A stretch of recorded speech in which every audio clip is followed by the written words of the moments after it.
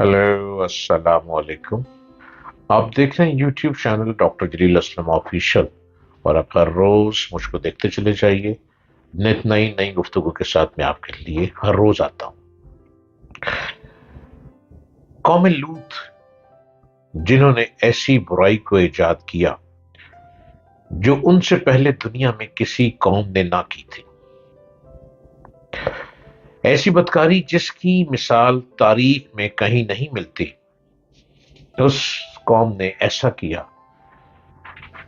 काम क्या था और उनका क्या अंजाम हुआ? हजरत लूत अलैहिस्सलाम अल्लाह के एक बुरगजीदा नबी थे। आपके वालिद का नाम हारान था, जो ताबिश के बेटे थे। आपकी पैदाइश इराक के कदीम शहर उर में हुई।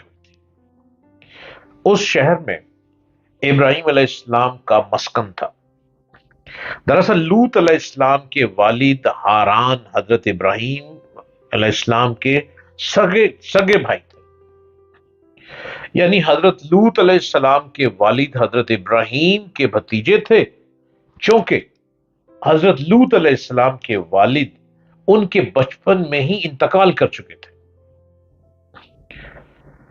लिहाजा हजरत लूत को हजरत इब्राहिम अलैहिस्सलाम ने बेटा बनाकर पाला था। आप हजरत इब्राहिम अलैहिस्सलाम पर सबसे पहले ईमान लाने वालों में शामिल थे। आप हजरत इब्राहिम के जमाने में अहले सद्दूम की रहनुमाई के लिए नबूवत के मनसब पर फाइज थे। हजरत लूत के बहुत सारे मौजज़ात हैं। आप जिस वक्त बारिश के लिए दुआ करते थे तो आसमान बादलों से भर जाता और खूब बारिश होती थी। हजरत लूत अलैहिस्सलाम जिस पत्थर पर सर रख कर सोते थे, उस पत्थर पर आपके सर मुबारक का निशान बन जाता था। सद्दूम वो इलाका था जहां लूत अलैहिस्सलाम मबऊस फरमाए गए। सद्दूम सदूम के आसपास 5 निहायत ही खूबसूरत शहर आबाद थे, जिनमें से हर एक की आबादी 1 लाख से ज्यादा थी। ये इलाके निहायत सरसब्ज, शादाब और कुदरत की फयाजी हसीन शाहकार था। यहां बागात की कसरत थी, लहलहाती खेतियां यहां की जरूरियात से ज्यादा थीं। उर्दन, शाम और इसराइल के दरमियान बसा हुआ यह इलाका निहायत ही जरखेज था। वहां तरह तरह के अनाज, फल, मेवे बकसरत पैदा होते थे। यही वजह थी कि आसपास की बस्तियों के लोग अपनी मुआशी और गजाई जरूरत के लिए उन बस्तियों की तरफ आते थे। मगर यह बात अहले सद्दूम के लोगों को बिल्कुल भी पसंद न थी। उनके ख्याल में उनकी बस्तियों में पैदा होने वाले फलों, अनाज और सब्जियों पर सिर्फ उनका ही हक था। वो नहीं चाहते थे कि दूसरी बस्तियों के लोग उनके इलाके में आए। एक दिन सद्दूम के लोग इस बात पर गौर व फिक्र कर रहे थे कि बाहर से आने वाले लोगों को यहां आने से आखिर कैसे रोका जाए, कि एक बुजुर्ग की शक्ल में इब्लीस उनकी महफिल में आया और कहा, अगर तुम उनसे पीछा छुड़ाना चाहते हो तो मेरे कहने पर अमल करो। उस अजनबी बुजुर्ग की बात लोगों ने बहुत सुनी, बहुत तवज्जो से सुनी। और इब्लीस ने कहा, बाकी बात मैं कल बताऊंगा।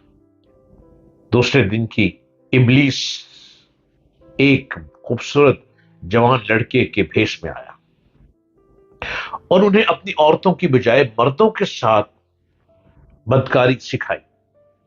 इब्लीस ने कहा कि अगर तुम उन बस्तियों के लोगों से निजात चाहते हो जो तुम्हारी बस्ती में आ जाते हैं, तो ऐसा करो कि जब भी कोई शख्स तुम्हारे इलाके में आए तो तुम लोग जबरदस्ती उनके साथ अपनी ख्वाहिश पूरी करो। इस तरह ये लोग उस बस्ती में आना छोड़ देंगे। अपनी नफसानी ख्वाहिशात के लिए वो अजीब व गरीब हरकतों पे आए। यहां बेहयाई आम हो गई थी। हुक्मरान, सरदार, रऊसा, हर तबके में घर घर ये अमल फैल गया था। بھری محفل میں یہ لوگ اس فحاشی کے اس کام کو کر کے خوش ہوتے تھے. کوئی بھی محفل اس کام کے بغیر ادھوری سمجھی جاتی تھی. خاص کر مسافروں میں سے کوئی خوبصورت ہوتا تو وہ بلا وجہ غلطیوں میں مشکلوں میں پڑ جاتا. لوگ اسے اپنا شکار بنا لیتے.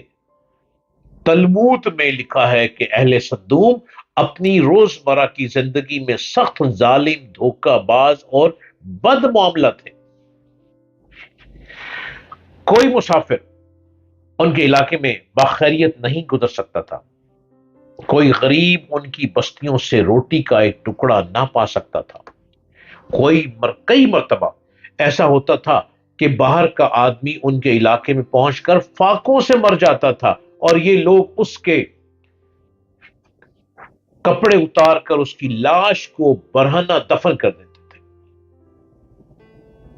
اپنی وادی کو انہوں نے ایک باغ بنا رکھا تھا جس کا سلسلہ میلوں تک پھیلا ہوا تھا. اس باغ میں وہ انتہائی بے حیائی کے ساتھ اعلانیہ برے کام کرتے تھے. حضرت لوط علیہ السلام نے انہیں توحید کی دعوت دی اور بدکاری کے اس گھناؤنے عمل سے توبہ کرنے کا حکم دیا. حضرت لوط نے کہا، تم یہ کیوں کرتے ہو کہ تم عورتوں کو چھوڑ کر غلط رستوں پر چل نکلتے ہو؟ حقیقت یہ ہے کہ تم احمق لوگ ہو. تو پھر حضرت لوط اہل صدوم کو دن رات واعظ و نصیحت کیا کرتے تھے، لیکن اس قوم پر ان کا کوئی اثر نہ ہوا، بلکہ وہ بہت فخریہ انداز میں یہ کام کرتے تھے. انہیں حضرت لوط کا سمجھانا بھی برا لگتا تھا، لہٰذا انہوں نے صاف صاف کہہ دیا کہ اگر تم ہمیں اسی طرح بھلا کہتے رہے اور ہمارے کاموں میں مداخلت کرتے رہے تو ہم تمہیں اپنے شہر سے نکال دیں گے. حضرت لوط علیہ السلام نے نصیحت و تبلیغ کا سلسلہ جاری رکھا، لہذا ایک دن اہل صدوم نے خود ہی عذاب الہی کا مطالبہ کر دیا.